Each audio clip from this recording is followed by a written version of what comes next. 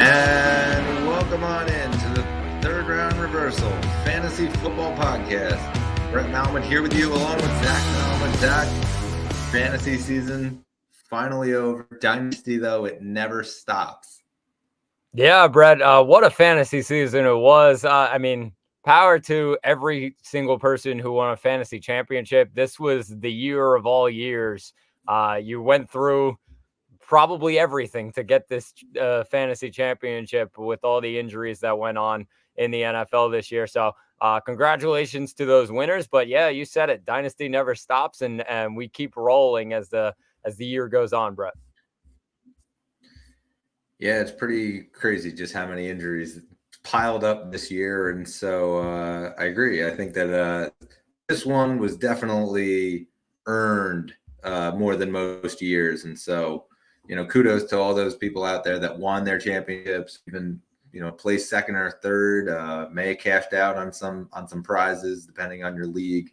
But yeah, it's just been a crazy whirlwind, and finally it's over. But as I mentioned at the top, Dynasty never stops. We are here to break down some of the biggest risers and fallers of the 2023 season.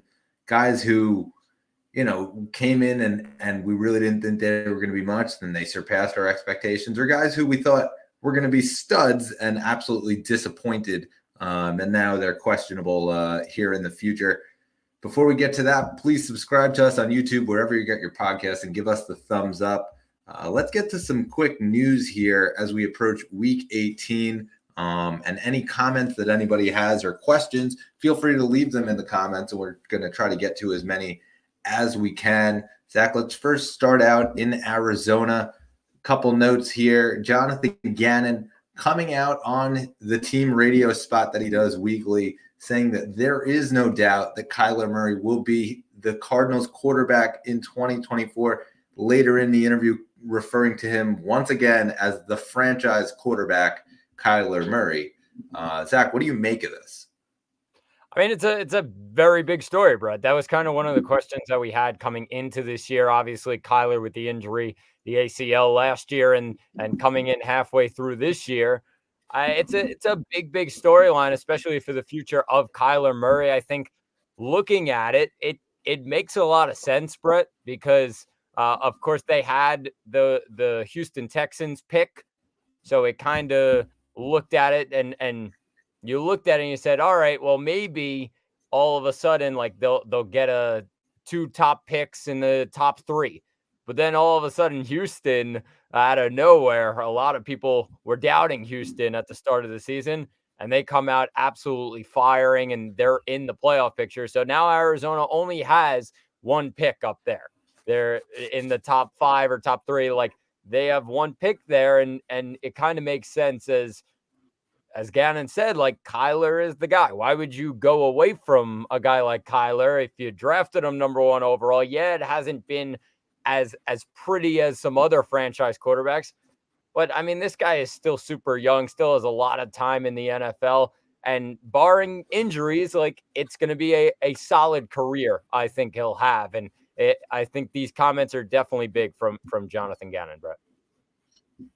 Yeah, I think I agree with you. Just, listen, you can't, throw all your cards into the table and say, yeah, listen, we're going to go get a quarterback. We'll see. And then all of a sudden these lingering questions come about through the offseason, and then you don't get the quarterback. And now what happens, in the draft where, the first couple picks are quarterbacks, the guy you don't want to get, he's there on the board for you, and then you're not comfortable taking him. So you have Kyler as your quarterback. Like, they're not going to say that. So, of course, he's going to come out and say that the player currently on his team is the guy, is the man. We've heard it across the board from numerous teams. We just think of the New York Jets in the last couple of years where they were like, listen, Sam Darnold, he's the guy. Ryan Fitzpatrick, he's the guy. On and on the list goes, and then the quarterback carousel begins. And so I'm not saying that this is going to ultimately lead Arizona to pick a quarterback. I think that there's more pressing needs. I think that Kyler himself has proven that he is going to be this long-term answer there. Obviously, they owe him a lot of money, and so they want him to be the long-term answer there as well. Right now, they're picking 4th, according to Tankathon. based off their record with the Bears are picking first, the Commanders are picking second, and the Patriots are picking third. All three of those right now are mocked to be quarterbacks: Caleb Williams, Drake May, and Jaden Daniels, which has Marvin Harrison Jr. going at the fourth pick. I think they would be pretty happy at 4 if they can get Marvin Harrison Jr. and pair him with Kyler Murray, pair him with Hollywood Brown. List goes on and on. Trey McBride, who also had an amazing year. And I really think that for them would set them apart to take that next step. Marvin Harrison Jr. seems to be like this no doubt slam dunk. He will be really good prospect. And so, yeah, I think that it's sort of Gannon hinting at that a little bit, but also, trying to be realistic of what he's been told based off of money, because it all really does come down to that. They're not going to take an $84 million dead cap hit for next year. That wouldn't make sense and help them progress forward. Yeah, I agree with you, Brennan. Just one more point on this. I mean, you talk about the 7 games that Kyler Murray has come in. The first game that he came in was against the Falcons on November 12th. More than half of those games, 4 of those games, they have more than 24 points, Brett. So, I mean, this offense is kind of putting up points and they're getting things going. 3 of the last 4 weeks, they've had over 24 points. So, I mean, just big stuff from this offense, and they've grabbed a couple wins too.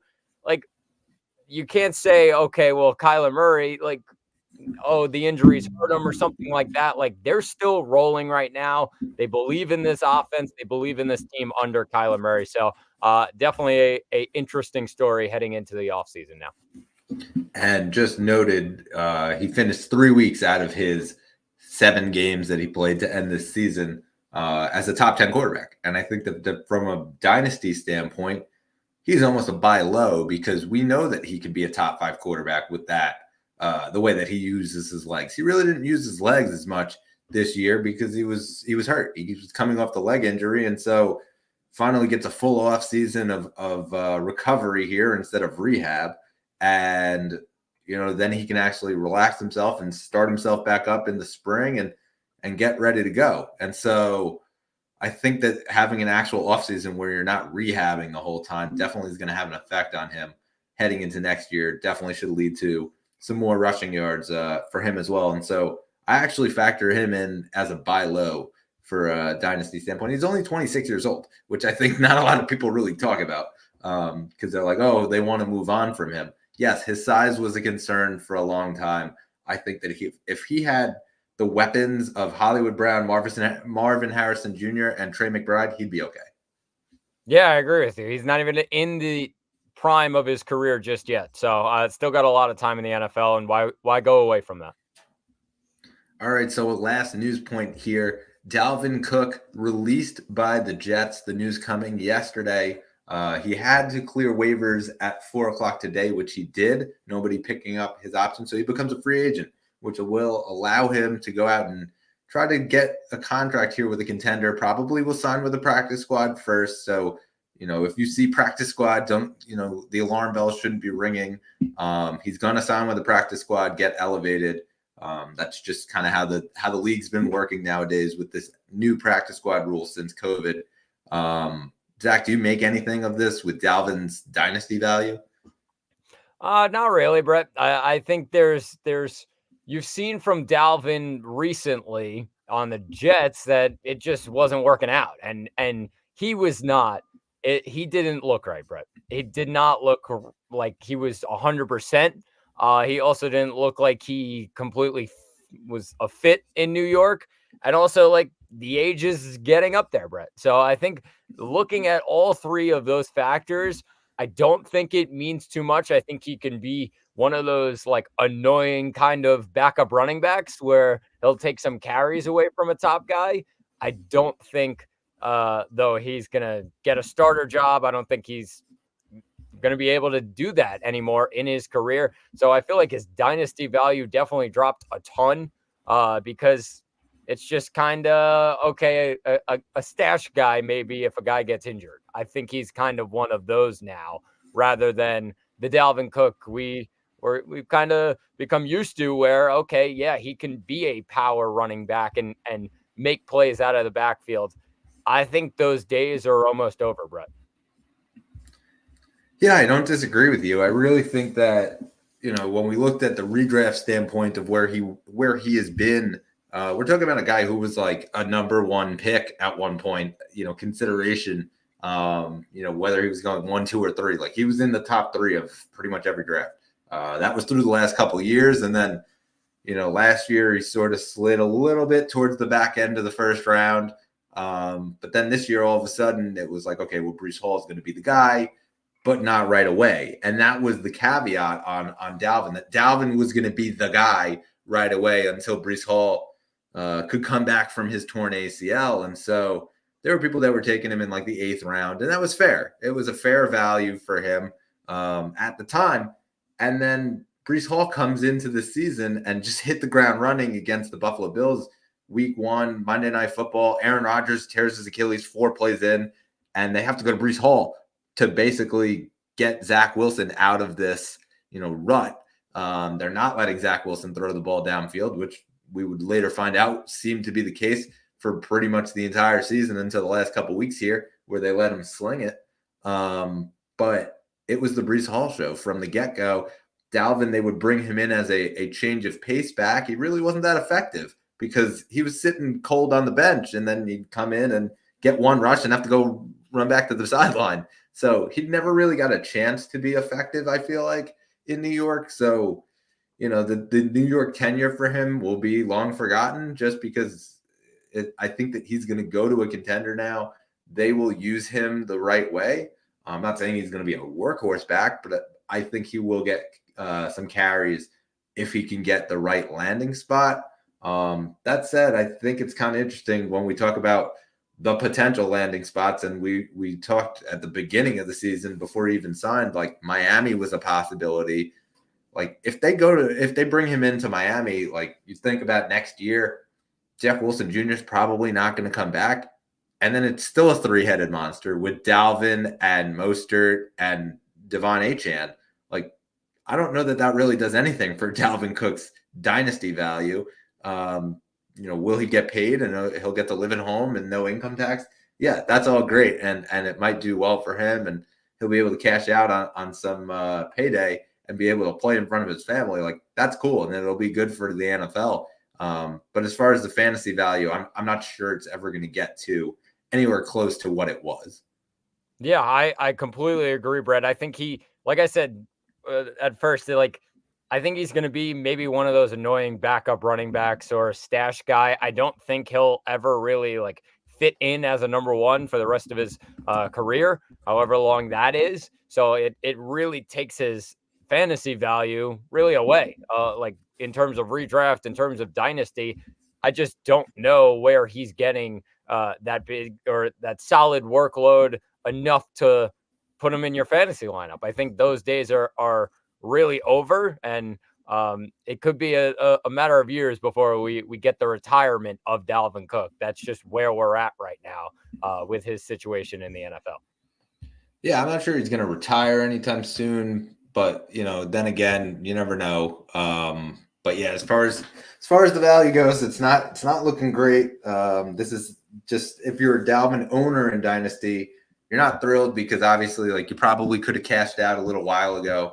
Or if you did trade for him, then you probably bought on him a little too high based on what his value was versus where it's going. So, I mean, you hold it through the offseason. I think we have to find out what the landing spot is. There are some running back rooms that are going to be a little bit different looking next year, obviously. And there's a lot of free agent running backs out there. And so I think there's going to be a bit of the game of musical chairs, and we'll see where Dalvin lands and where some of these other guys land.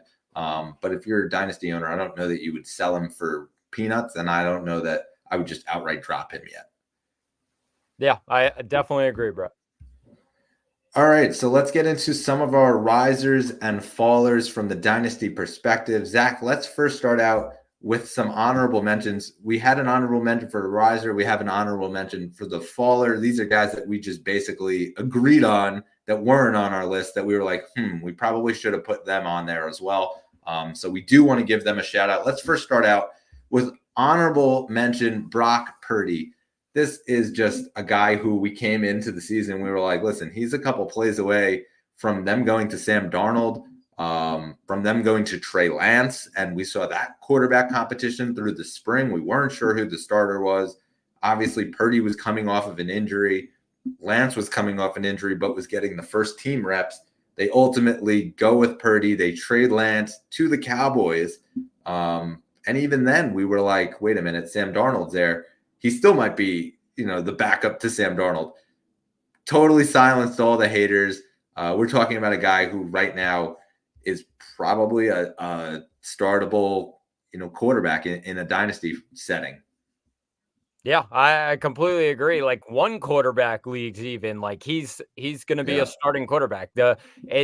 Everything that has gone in, you can say everything you want about San Fran's offense and how it's run, and but we haven't seen in the Jimmy Garoppolo days, like we haven't seen a quarterback really step up and be a dominant fantasy quarterback in this offense. So Brock Purdy steps up, and we had a lot of question marks at the start of the year. Would the injury continue to hurt him? Is he gonna be the guy? Like, is he good enough to be the guy? He's proved everybody wrong. I know there's been a couple of games. You can mention the Cleveland game. You can mention the Baltimore game. Other than that, Brett, this guy has been unstoppable. He really has been a dominant quarterback and a fantasy quarterback for the future, a quarterback in the NFL for the future. This guy's going to be here for a long, long time, especially as long as Kyle Shanahan's coaching him up. Like, they got a really, really talented quarterback, and to say that he was Mr. Irrelevant and they still got him, and he's now their quarterback of the future, that's crazy to say. But rightfully so. He's stepped up and is definitely one of the top quarterbacks in the NFL heading into next year in terms of fantasy, Brett. Yeah, and I think they're largely going to return all of their offensive weapons, and I think that that's a really important thing to mention here. We're talking about a guy who finished 6 times in the top 10. And yes, when I said startable, I did mean in one quarterback leagues. Obviously, in Superflex, you've been starting him each and every week and reaping the rewards of it if he's your second quarterback. He could be a quarterback 1 right now, and it's just pretty interesting because it was a guy that a lot of people were trying to buy low on in this offseason, and he really just kind of won. He won that trade for you wherever you gave up for him, because it probably wasn't the equivalent of a quarterback 1. I mean, as far as it goes, obviously Mr. Irrelevant, he's 24 years old, like rookie contract. And so there's a couple more years here. I'm sure that the San Francisco 49ers would love to extend him pretty quickly because that'll be the thing that'll come up in the next year or so. And so, I'm sure that that there will be some sort of negotiation. They agree with him on a longer term deal at not as much money, where he gets a pay hike. Just because I think they want to keep this thing rolling, and there weren't any injuries this year. And I think that's another big thing on San Francisco's offense. And obviously, knock on wood, that doesn't change next year. But, somebody's bound to go down at some point. You just hope that it's not one of the big names. That's just sort of the nature of the NFL. But as long as he's got everyone there, Purdy is a surefire quarterback 1. Yeah, 100%, Brett. All right, so now we will just trade back and forth, and I'll start with my first one here that I have on the risers. It's CeeDee Lamb. CeeDee Lamb, 24 years old, and there was a lot of, hype about him as, one of those like 5th or 6th when you start to rank the wide receivers in terms of value. You take a look at the game log, and this dude just basically torched defenses. He had 3 finishes in the top 3. He had 5 finishes in the top 5 of wide receiver rankings. More than half of his finishes in the top 10. And I think that that's another important stat. His target rate went up dramatically. He had double-digit targets in pretty much every single week. Just scored a ton of touchdowns, 13 touchdowns on it. I lied. It's 10 touchdowns on the year for him. But he finished with 245 fantasy points across 17 weeks. I think that to me, says, okay, this guy is going to end up being a first round pick in redraft next year, probably towards the middle tier, just based off of that you'll probably still have your couple running backs up top, especially if you're in one of those leagues that drafts running backs.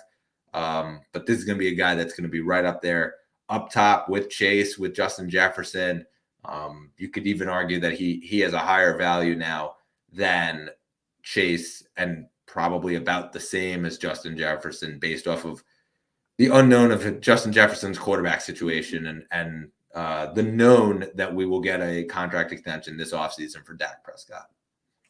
Yeah, Brett. I mean, coming into this year, CeeDee Lamb, it was kind of like, okay, take that next step kind of deal. We were waiting for that next step to certainly put him in that top group and that top tier. He was just in the tier below after last season. So all of a sudden now he pops off, and yeah, I agree with you. He's right next to Jefferson, dead even with him, kind of in that like untouchable kind of territory, definitely now, where unless you're getting a guy like Justin Jefferson, you're probably not giving up CeeDee Lamb. That's kind of the territory he's in right now. So a monster year for him, and I'll take things to my first riser, Brett, and it's James Cook, because what a year it was for James Cook. And yes, it started off a little shaky, and we've had those kind of consistency problems, but this guy has definitely in the last like 5 weeks or so, Brett,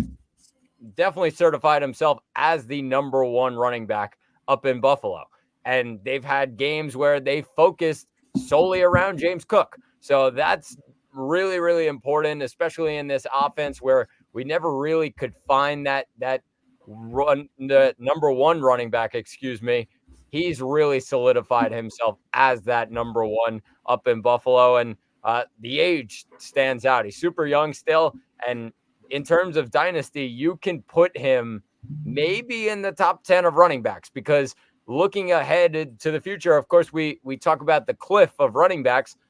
There's a lot of guys where that cliff is coming in the next year. So all of a sudden, a guy like James Cook has that 4 or 5 years ahead, and you know he's probably going to be the top guy in Buffalo, barring any injuries or anything. A really, really solid season for him, and he's definitely a riser in my mind, Brett. Yeah, I agree. I think that James Cook, as a proud James Cook owner who went out and traded him, I bought low on him because I thought, listen, he was in a spot where they really were not featuring him at all last year. Towards the end of the year, even, you started to see it turn a little bit. Finally, then this year, they got rid of Zach Moss and I think it was Naheem Hines they also had on that team last year. And so they have Lat Murray there. Listen, that role of him in the goal line, like, it was a little scary towards the beginning of the season where we were seeing them get towards the goal line or get within the 10-yard line, and then James Cook would come off the field.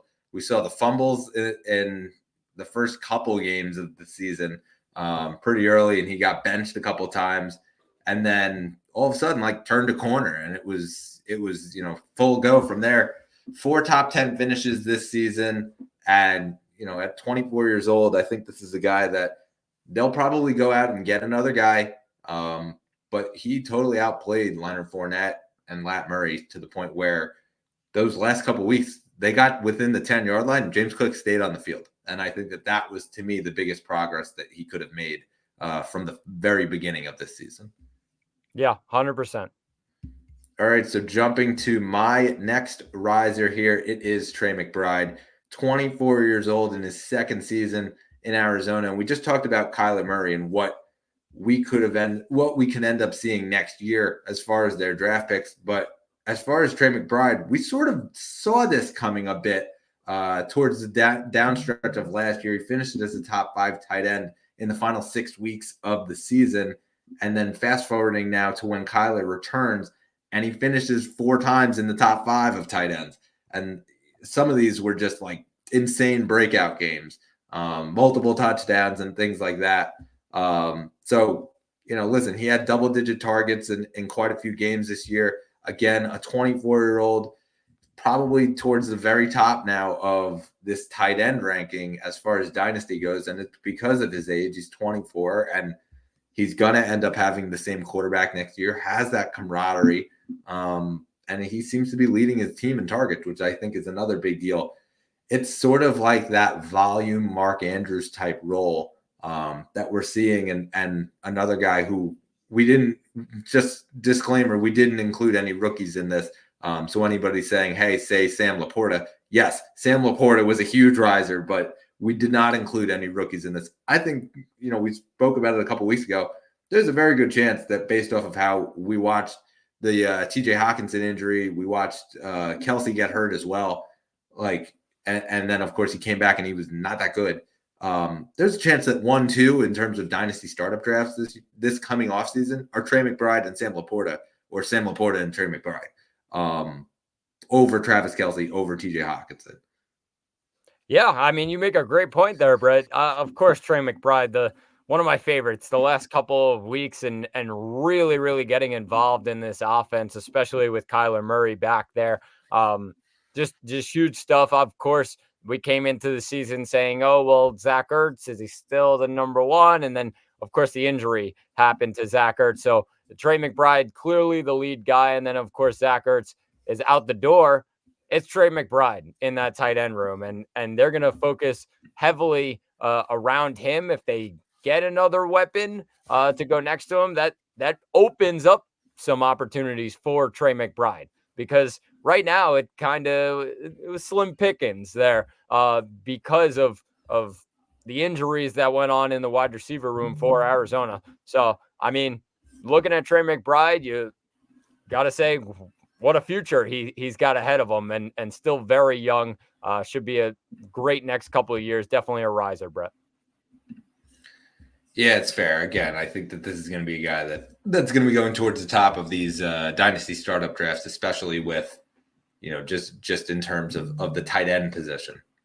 Yeah, definitely. And I'll take things to my next riser, and it's quarterback. It is Jordan Love, Brett. What a season Jordan Love has had, because we came into this year, all right, well, Aaron Rodgers is out the door. Jordan Love, we saw him, I think, 1 or 2 games a couple of seasons, and they weren't great. And we're like, all right, we're a little worried. So were the Packers. They were a little worried. They don't have to be worried. They have their quarterback of the future. He will be there for a while. Jordan Love, 7 top 10 finishes at quarterback, Brett. Unbelievable stuff. If you told me that coming into this year, that just unbelievable numbers. He hasn't finished below quarterback 24 this season. That means he just hasn't had bad games. That's meant he's been a solid quarterback each and every week, and just put up solid numbers. In Dynasty, he's definitely a super flex option. He has some upside each week of being a top 10 quarterback. So they definitely have a lot of weapons there for him. Of course, they're going to figure things out in the running back room. Of course, Aaron Jones' age getting up there, but he has a ton of wide receivers, 2 new tight ends who are both very young, and barring injuries, they'll be there for a while. Jordan Love, what a season it was for him. He's definitely a riser. Yeah, I agree. And another guy who's 25 years old, and the top 10 finishes really for me is what stood out. And it really just came down the stretch, and it was a lot of question marks here early in the season, and a lot of interceptions that he threw early in the season that kind of led to people even just saying, listen, we shouldn't have traded Aaron Rodgers, and all before the bye week. Bye week hits week 6, and it was like, okay, let's take a reset here.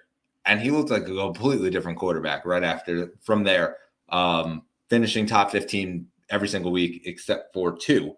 And so, yeah, I mean, we're talking about a guy who also is on the fringe of quarterback 1. Certainly in Superflex, though, this guy is going to be the man as one of your high quarterback 2s. Yeah, 100%, Brett. All right, so jumping to my riser here, my final riser, it's Kyren Williams. And Zach, this is a guy that we've spoken about that you own in your league, or in our league. And it's just kind of a guy who sort of was off the radar, and it came at the expense of your faller that you'll get to in a little bit, Cam Akers. Like, this is the guy who literally 1 week Adam Schefter reported on ESPN, hey, this guy's going to be the guy. They really like him, and all of a sudden it was like, you grabbed him, and then he got a couple carries, and then he got a couple more carries, and they were like, wait a minute, we have something here. Led into this season, and we were like, Kyren Williams is this for sure backup. Cam Akers comes out week 1, has a phenomenal week. All of a sudden, they trade him. They just don't want him anymore. He sits out a week. They give Kyren Williams the ball, and he kind of just goes off. And they were like, okay, well, see you later. So all of a sudden, Kyren Williams, he gets his couple touchdowns there in the first couple of weeks, 3 touchdowns in the first 2 weeks. And it was they're shipping out this guy that was going to be their starting running back right away. Kyren, now 23 years old, comes into next year. It's another guy that's probably going to be picked in the first round in redraft just based on his usage, because there's no competition. I don't know that there's going to be any competition. I don't see the Rams going out and grabbing some top-tier running back. I think they're going to keep going with this 23-year-old kid who seems to be this explosive runner. Yeah, Brett, and in my mind, bound to happen that he was going to start booming. Of course, you mentioned last year. Yeah, Schefter one day goes, all right, Kyren Williams, he could be the guy, gets a couple carries, then goes down with an injury.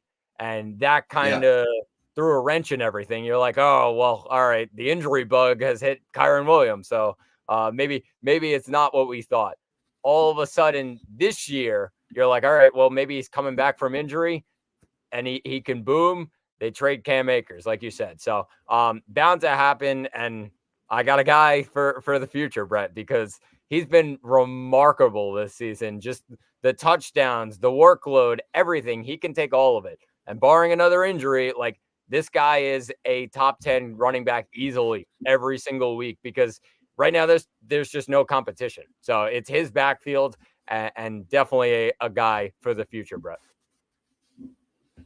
All right, let's hear the last riser here. Yeah, and mine, it's not really a surprise, this one. He had a great season last year, obviously went down with injury, but he comes back this year. It's Breece Hall. The biggest thing for me about Breece Hall this year was he completely blew a guy like Dalvin Cook out of the water. We came into this year, all right, well, take things a little easy on a guy like Breece Hall. He's coming off the ACL. You don't want to rush him. He didn't care. The first game, Brett, we remember the long run against Buffalo. Unbelievable that he was coming off an ACL injury and was able to do that in the first game. And he completely solidified himself, if he didn't already after last season. He's the number one guy, and another guy who top 10 running back easily, because I don't know who's competing with a guy like Breece Hall. The workload is going to be insane. And if he did this while the Jets at our expense stunk, Brett, all of a sudden now they're good when Aaron Rodgers may come back. This guy's going to be something, Brett. Next year, I could probably put him as a top 5 running back, maybe, to draft next year. That's how good the workload has been. And in a good offense, this guy's the limit for this guy. 7 finishes in the top 10 for him, and I believe it was 3 of those within the top 5. And so I think, I agree. This is going to be a guy that's, again, he's going to be in that, probably not in the first round in redraft, probably towards the back end of the second round, I would say, sort of where we thought he might be last year. Obviously coming into a little, he slid out around, but probably that back into the second round, I think he's going to end up being in this coming year in 2024. Yeah, I agree, though. As far as the Aaron Rodgers effect, it is real. I think that they're going to go out and try to improve this offensive line, try to go improve at receiver as well, which it won't lighten the load, but what it'll do is it'll make it harder for Jets to stop Breece, because you won't know when Breece is going to get the ball. Sort of like what we saw with Aaron Jones, where they had so many receivers that you didn't know when Aaron Jones was going to get the ball. I think that The other thing that I'm really factoring in here is the dump off passes. We saw a ton of check downs down the stretch here from Brees Hall. And really it came down to bad quarterback play because they weren't letting the guy sling the ball. Well, now you take Aaron Rodgers into it. Aaron Rodgers loved to dump the ball off to his tight end and to his running back all the time. If it wasn't there, he was very quick at dumping the ball off to Aaron Jones. It's really what made the PPR value of Aaron Jones so high. I think that also now will lead to Brees Hall getting that same amount of love from his quarterback. So I totally agree with it. I think Brees Hall is going to end up being on the Jets here for a long time here. Yeah, 100%, Brett. All right, so now let's jump into some of our fallers. We got to start out with the guy who is our honorable mention, who stayed off of our list, but we both agreed this guy certainly should have been on one of our lists. It was Travis Kelce. Listen, it was a very disappointing year for Travis Kelce in terms of, the tight end spot and just in general. We saw frustration, the helmets flying. Obviously, not the distraction. I don't know that he was distracted, but the media circus, at least, of Taylor Swift coming to all the games, and we don't really know what that actually did to him mentally. But certainly there was some sort of effect on him in terms of the frustration and the spotlight. I think that the spotlight on Travis Kelce was magnified, at least these last bunch of games here in the season, and we sort of saw that. And he finished outside the top 20 in 5 weeks out of the season this past year in the tight end position. I don't think we've ever seen that from him in his entire career. He got banged up in week 1, and so he missed it. But outside of a couple good weeks here in week 5 and 6 or 6 and 7, whatever it was, where he finished as number 1 tight end, like he didn't have a good year.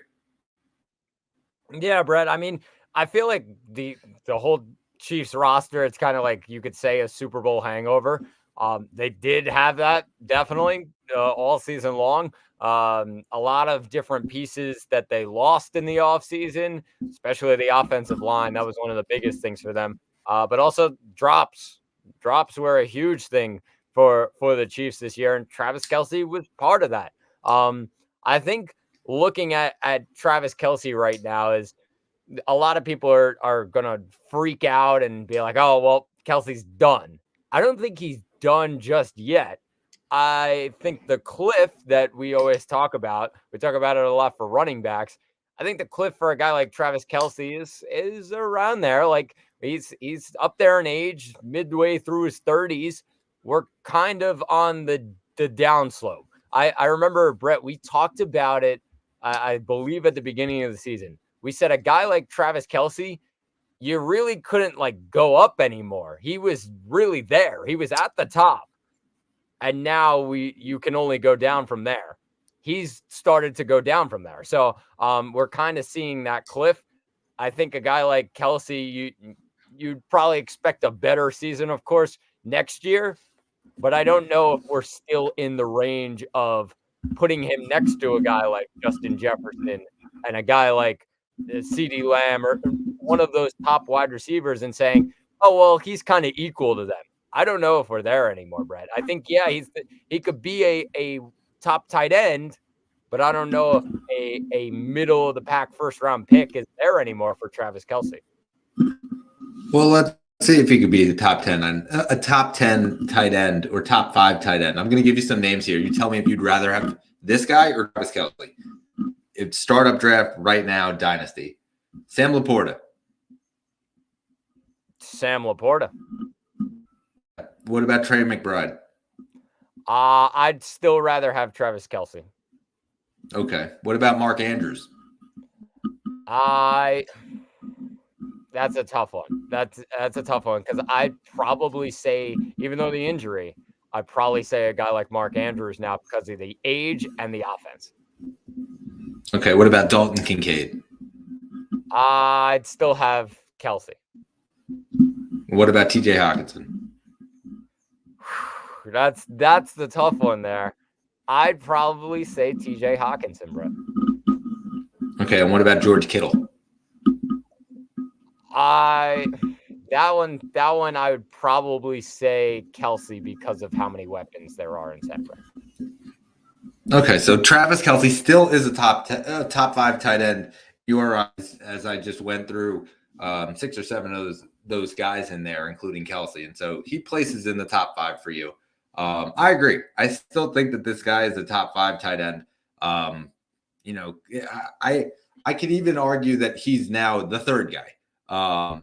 You know, and I don't know that he dropped that far. Obviously, you know, listen, it was disappointing. It just was. I think there's going to be a ton of people that go out and freak out about it and either trade him away for nothing, trade him away for peanuts. We're talking about a guy who's had the premium at his position. He could do nothing. He's still finished in like the top 4, you know, a couple of weeks there by doing nothing. And that just kind of shows where the tight end position has been for a long time. And there's only a couple guys that are in the league currently that even get volume that Travis Kelsey was getting. And so he's still at a premium. And so I would have the advice I would give is if you are a Travis Kelsey owner, let him retire on your roster and try to make other arrangements to go get a second guy. So at least you can back up your guy, Travis Kelsey, as he rides off into the sunset. If you are not a Travis Kelsey owner, go bother the Travis Kelsey owner so that you could try to buy low on this guy, because I think next year is going to be one of those years where, listen, they're going to the plus right now. They're going to have to prove it wrong and go on the road. And we're hearing all these things now about the Chiefs. They hear all that. They love all that noise, and they've used it as fuel for them to go on some of these runs that they've gone on. I think definitely they're going to go out and get a receiver. You can be sure of that in the offseason. Whether they draft one or they go and they sign one or they go and they trade for one, there will be a number 1 receiver on this team next year that isn't named Rashee Rice. Rashee Rice will be the number 2. They will go out and get somebody for Patrick Mahomes to throw to that is not named Travis Kelsey and not named Rashee Rice. That's for sure. And so because of that, I believe that Travis Kelsey next year will have a bounce back season, should still finish as the top 3 tight end. 100%. I definitely agree with you. What I will say just quickly, I know we've gone a little long on this. Looking at Kelsey, I think the days of drafting Travis Kelsey middle of the first round have fallen, because I think there's just so many other weapons at running back and at wide receiver that I'd probably take over Travis Kelsey right now. I think he's going to have a bounce back year. I think he's going to be tight end 1 next year, Brett. Again, I don't think he's a first round pick anymore in redraft. I agree 1,000,000%. I think that even heading into this year, it was like when you were picking him in the middle of the first round, I was like, wait a second. I was in a bunch of drafts and I was like, I would have rather had these 3 guys over him. I understand the commodity of the position. The position's changing. It just is. And now we're seeing more guys come in, some rookies here. We're going to see another rookie, and we'll break him down, I'm sure, in a couple of weeks here, Brock Bowers. So another who's getting on a high. We've seen even Michael Mayer, who hasn't really caught on yet, but is catching on slowly but surely. I think that that's another guy that caught a lot of hype in college, and we're going to start to see that target share change a little bit more, so that he's sharing the ball with Devontae. Definitely, Brett. All right, so let's get into some of these fallers here, and we got to start out here. Austin Eckler, a guy who just, listen, we thought that the cliff would come eventually, and then we were like, no, but it's not going to come this year. It'll come eventually. He's 28. It'll come eventually. Contract year, this is still going to be a big year for Eckler. We were wrong. We just were. Had the first week of the season, finished as a top 3 running back, and then got hurt. He missed 2 weeks right there, headed into the bye week. Heading out of the bye week, it was awful. There were 2 weeks where he finished outside the top 30, followed by 3 weeks where he finished inside the top 10. He hasn't finished inside the top 10 every single week except for 1. Finished 1 time as number 10. And outside of the top 25 every other week. And so this has just been like the ultimate clip here in the last bunch of weeks for Austin Eckler. Zach, contract year now, 28 years old. Not sure what the future holds as far as the Los Angeles Chargers. He obviously asked for a trade heading into the offseason last year.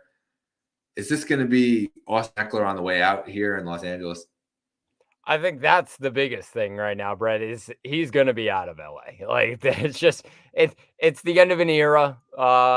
He's gonna be out of there. I don't know if he wants to be there anymore. I know they're gonna have to figure things out now in terms of coaching and everything. Got to grab a new one now. So all of that, I think Eckler's out the door in LA.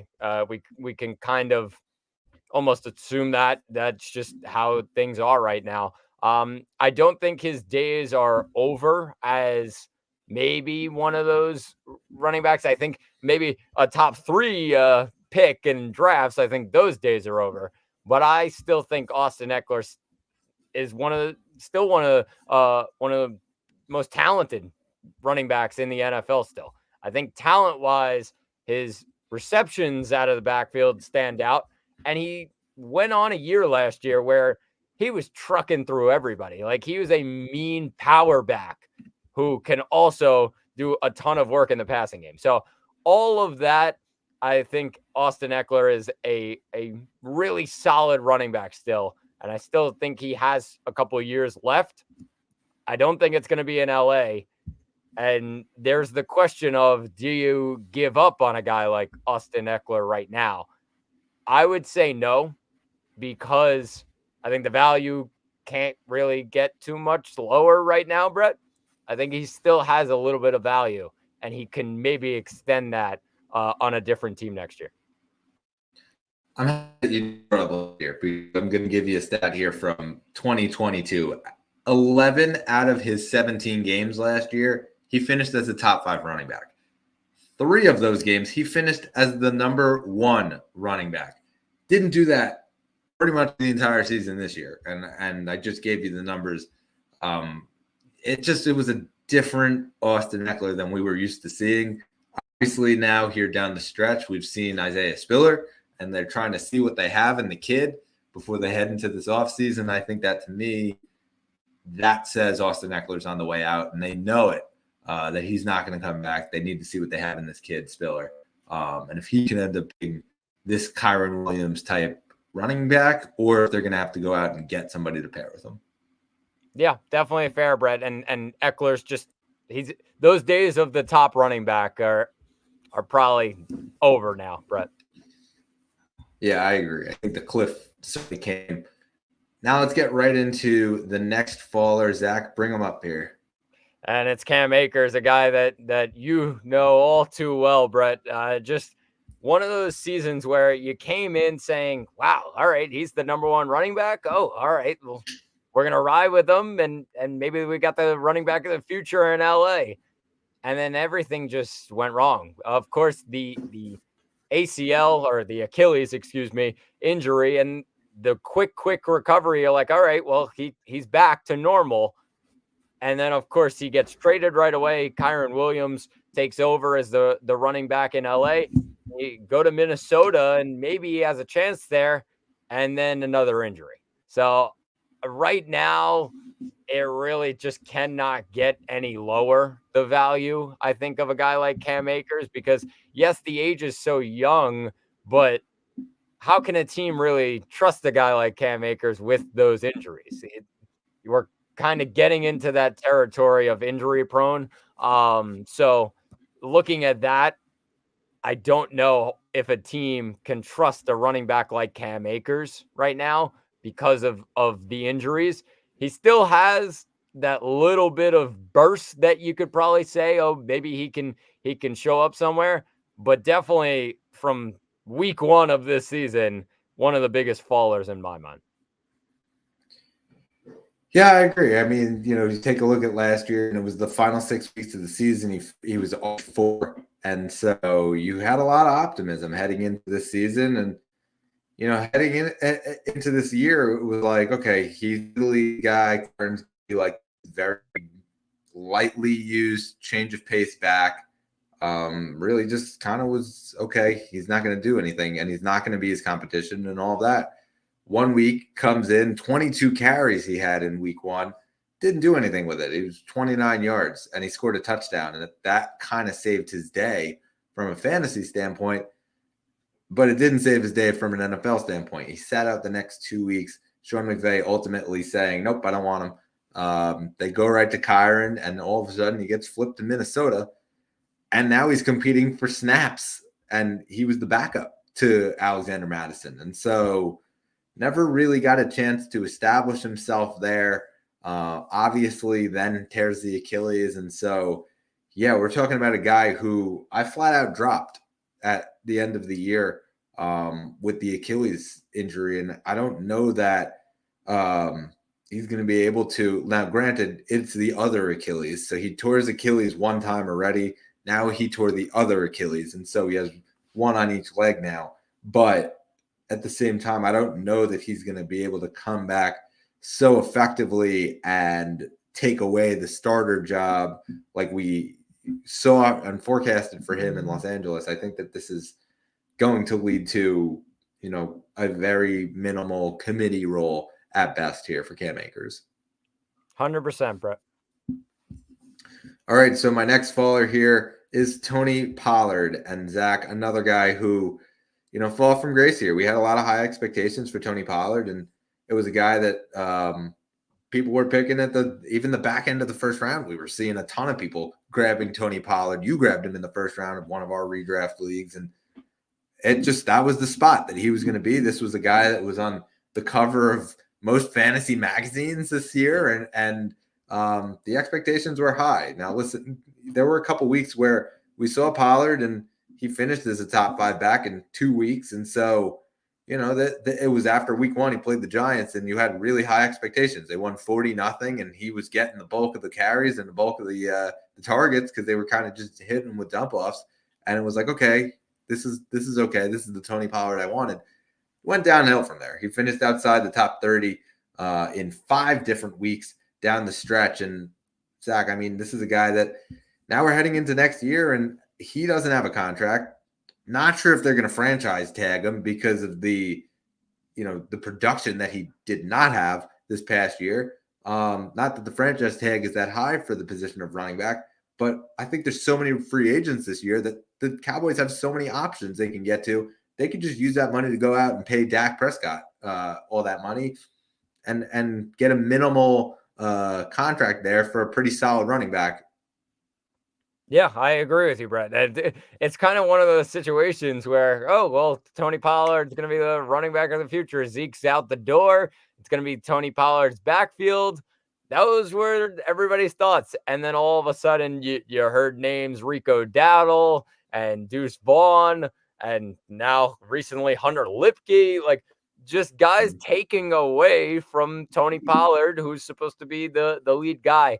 I don't think Pollard, there was something off with Pollard this year, whether he wasn't at 100%. Just we didn't see the Tony Pollard of a couple of years ago. Like the yards per carry, I think dropped a full 2 yards since last year, Brett. So that's the biggest thing. He was getting somewhat of a good workload.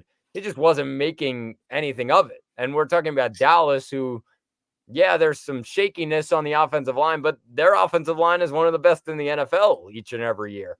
We talk about them, just a running back's dream to play with an offensive line like Dallas has. And he just did not make the most of his opportunities. Couldn't get things going really in the red zone. I think the Cowboys in general were just horrible in the red zone. That hurt Tony Pollard. It's an interesting story heading into the offseason because you said it. They could go out and get another guy and just pay Dak and give that money away. And Pollard's just left there with nothing, really. And don't think that they also won't go out and draft a guy. I mean, the Cowboys, incoming knock on the Cowboys. The Cowboys love to draft big name guys. And so there's a couple big name running backs that are coming out of the Big Ten right now that are going to be in this draft.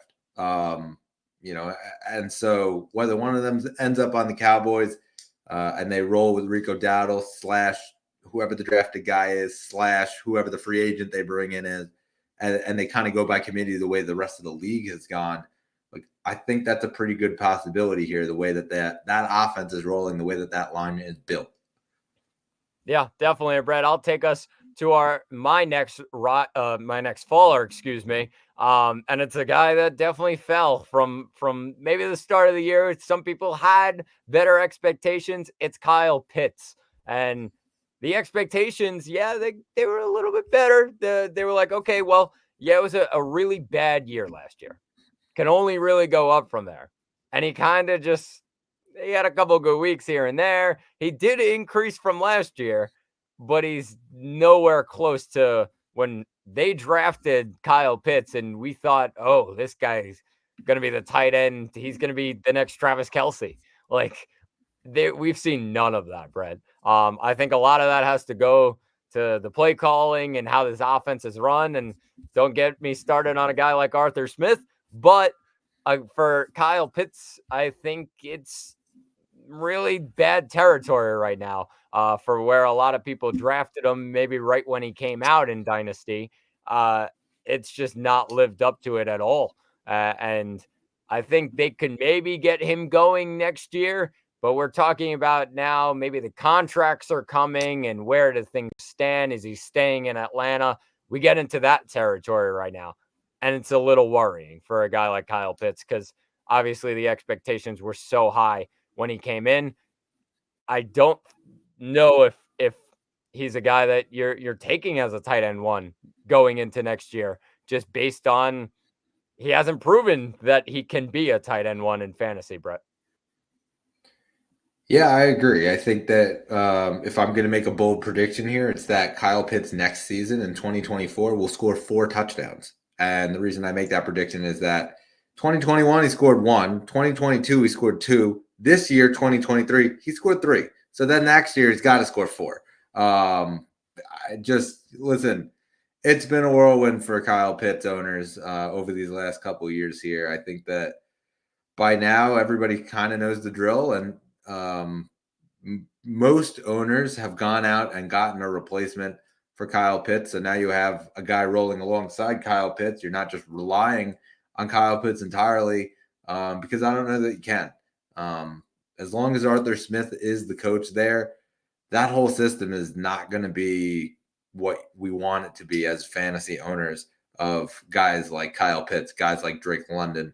As soon as the quarterback situation gets figured out, the system gets figured out, I think that Kyle Pitts will have a good career. He's a very talented player, can catch the ball in the middle of just this huge crowd of people. Like, that ability is not denied at all. I just think that the way that the system is built around him, it's not built for him. It's built for a guy like Bijan Robinson. And obviously they went out and got Bijan Robinson, which is a perfect fit in there. They can dump it off to their guy as well as, utilize him in the rush. We saw the success that Cordero Patterson had the previous season in that sort of role. And so, yeah, I think that as far as a Kyle Pitts owner, it's another guy you can try to go out and buy low, but you better have a guy alongside him if you're going out and getting Kyle Pitts. I wouldn't go out and get him if you don't have any tight end that's a reliable one. Yeah, I mean, the biggest thing I'll say about Kyle Pitts is the talent is, of course, there, and that's why they drafted him. So keep believing on that. He's still so insanely young, Brett. So a ton of time, you could say, still in the NFL that he can make the most of. So whether that's in Atlanta or on a different team, as a guy, yeah, you can probably buy low, but there's also, you can probably hold on to him and just hope and pray that one day he figures it out. Yep. And so now for my final faller, this is a guy who, coming into the offseason, hopes were very, very high for this guy, and it just crumbled into pretty much nothing. It's Trey Lance. This is a guy who I picked in the 3rd round, I believe it was, in our startup draft heading into last season, as he was going to be the heir to the throne of Jimmy Garoppolo in San Francisco. Obviously, he plays one game in a monsoon. He gets hurt in the next game in the first quarter. Out for the year. They go back to Jimmy G. Jimmy G gets hurt. The rest is history. Brock Purdy comes in and leads them to a magical run.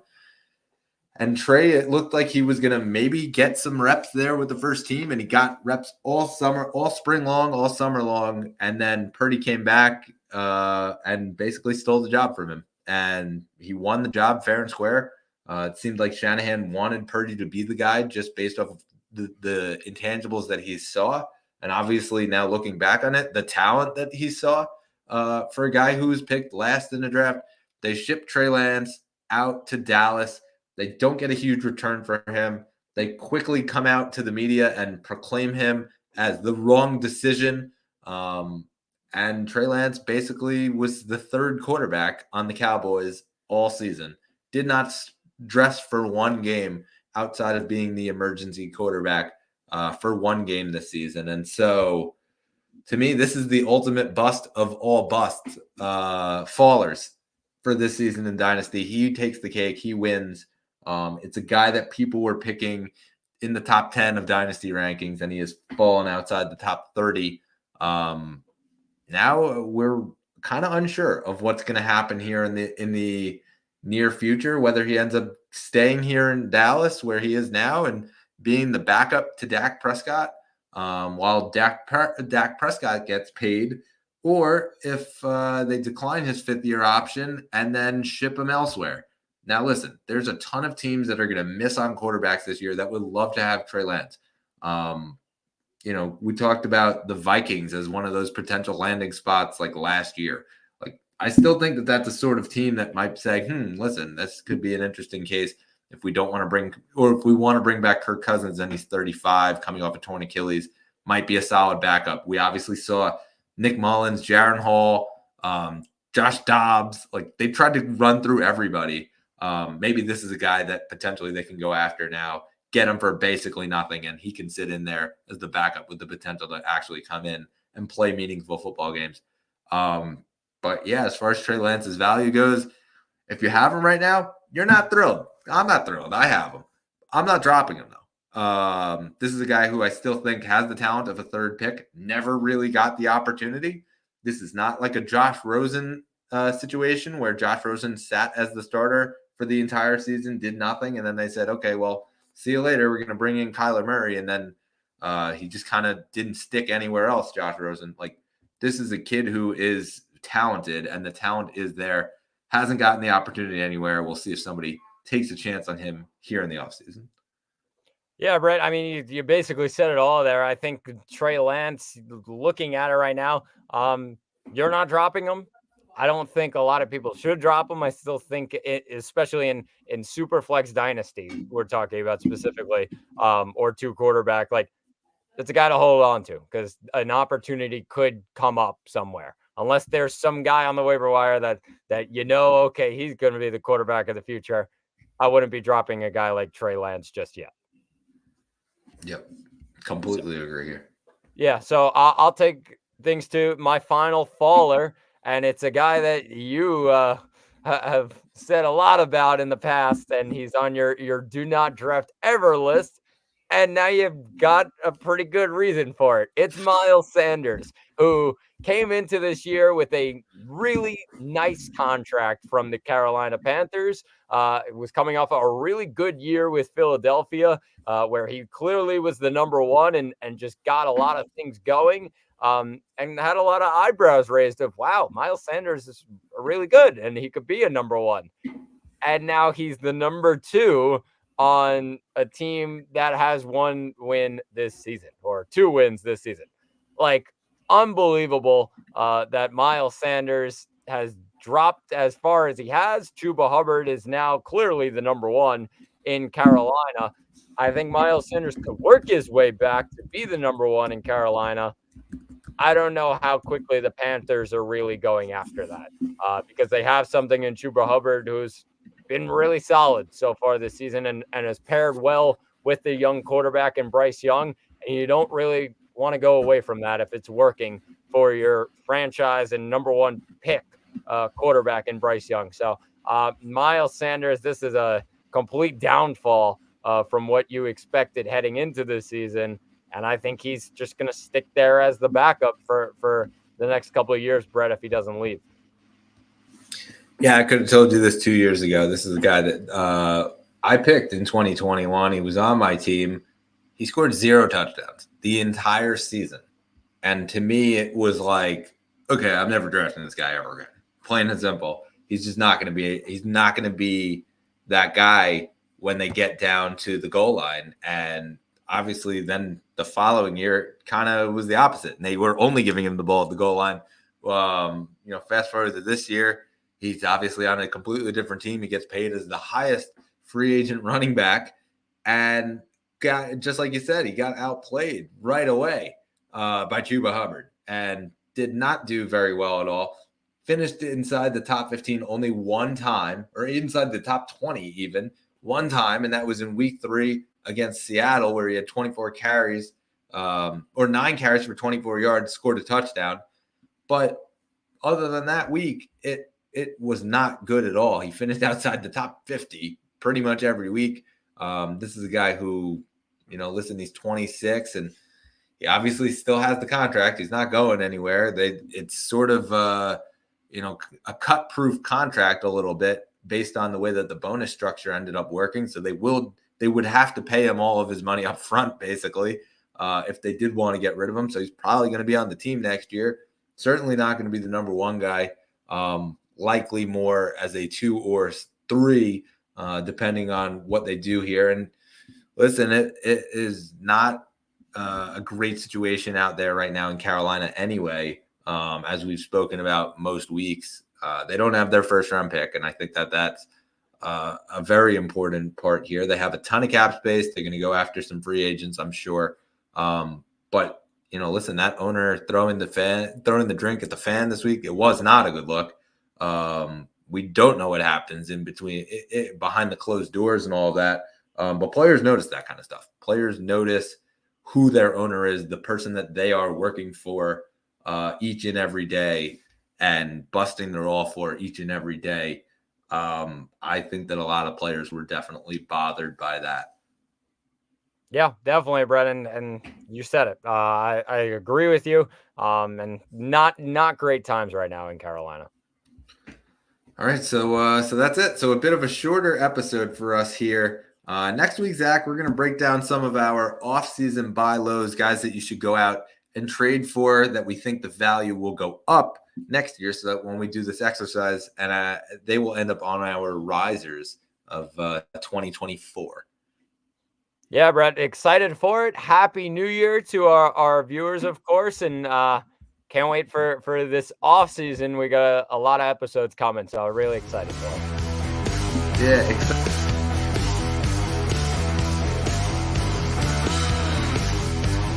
The thumbs up, and in the words of Aaron Rodgers, the night is darkest before the dawn. We shall rise yet again. Signing off for Zach Malamutt, I'm Brett Malamutt here on the Third Round Reversal Fantasy Football Podcast. We will catch you guys next week.